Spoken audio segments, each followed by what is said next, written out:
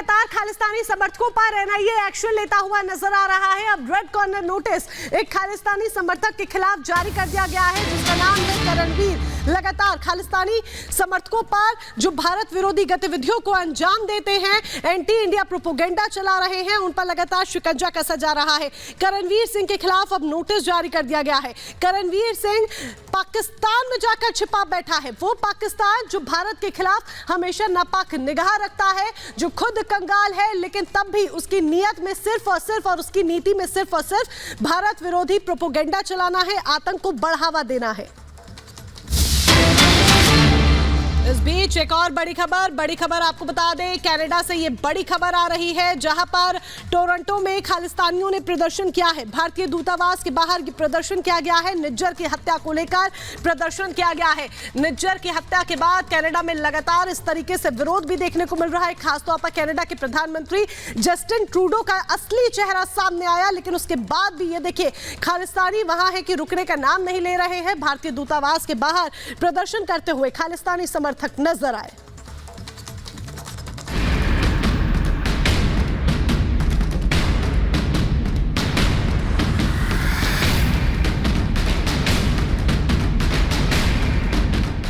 हाथों में खालिस्तानी पीले झंडे, प्रदर्शन और नारेबाजी।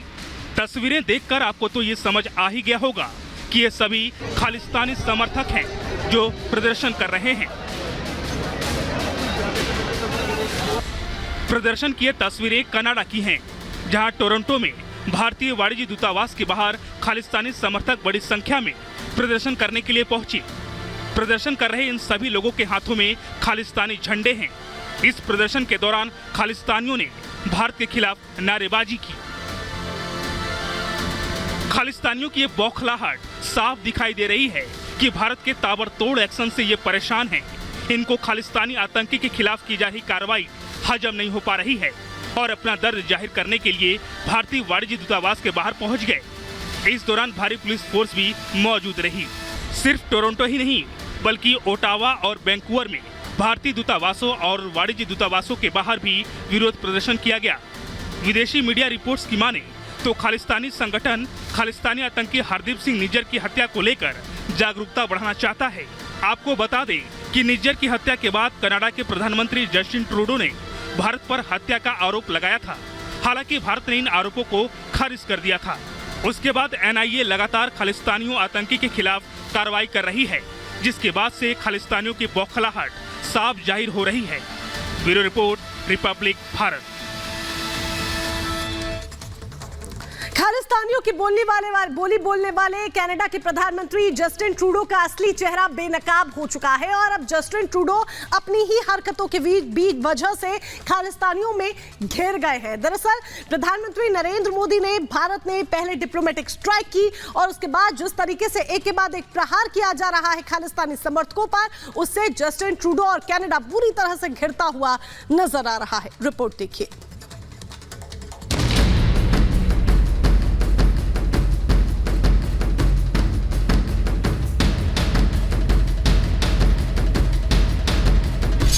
खालिस्तानी नेटवर्क का अब होगा काम तमाम। आतंकी सफाई के लिए एनआईए का सुपर प्लान। एक छत के नीचे एनआईए, आईबी, रॉ और एटीएस।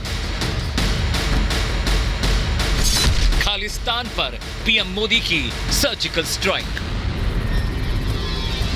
कनाडा, अमेरिका, ब्रिटेन समेत दुनिया के दूसरे देशों में भारत के खिलाफ आतंकी साजिश रचने वाले खालिस्तानी आतंकियों के बुरे दिन आने वाले हैं। सूत्रों की माने तो एनआईए एक बड़े ऑपरेशन की तैयारी कर रहा है, जिसे लेकर 5 से 6 अक्टूबर को एनआईए की बड़ी बैठक है। दिल्ली में 2 दिनों तक बड़ा मंथन होगा। मीटिंग में रॉ और आईबी चीफ भी मौजूद रहेंगे। देश भर के एटीएस प्रमुख भी इसका हिस्सा होंगे। एजेंसियां आपस में इनपुट शेयर करेंगी। गैंगस्टर के गठजोड़ पर एक्शन की तैयारी। खालिस्तानी गैंगस्टर विरोधी प्लान बनेगा और टारगेट पर विदेश में बैठे खालिस्तानी आतंकी।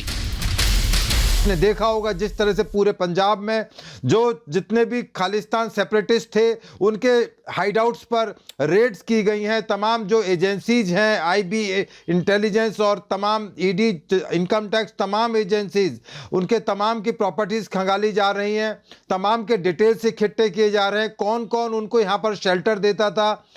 तो ये जो तमाम चीज़ें हैं ये आने वाले टाइम में एक बहुत बड़ी एक मैसेज देंगी कनाडा को कि अब हिंदुस्तान वो हिंदुस्तान नहीं है जिसमें आप कुछ भी करके कह के निकल जाते थे। अब आपको हर चीज़ का हिसाब किताब देना होगा, जवाब देना होगा। हाल ही में एनआईए ने कनाडा में रह रहे खालिस्तान अलगाववादी गुरुपंतवंत सिंह पन्नू की संपत्ति जब्त की है। उसके खिलाफ भारत में देशद्रोह सहित कई संगीन मामलों में केस दर्ज है। 6 जुलाई 2017 से 28 अगस्त 2022 के बीच उसके खिलाफ आतंकवाद और देशद्रोह सहित कई गंभीर धाराओं के तहत मुकदमे दर्ज हैं। सूत्रों के मुताबिक पन्नू के खिलाफ भारत में 16 केस, पन्नू पर यूएपीए के तहत 9 मामले दर्ज किए गए हैं। दिल्ली, पंजाब, हरियाणा में भी उसके खिलाफ मामले हैं और हिमाचल प्रदेश में पन्नू के खिलाफ केस दर्ज किया गया है।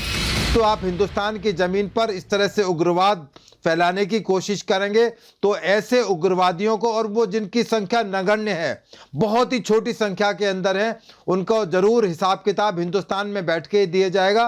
वो अपनी ज़मीन पर, अपने भारत की ज़मीन पर पैर भी नहीं रख पाएंगे सारी ज़िंदगी। ये एक बहुत बड़ा एक मैसेज सरकार ने दिया है। आने वाले टाइम में और बड़े मैसेज का इंतज़ार कीजिए।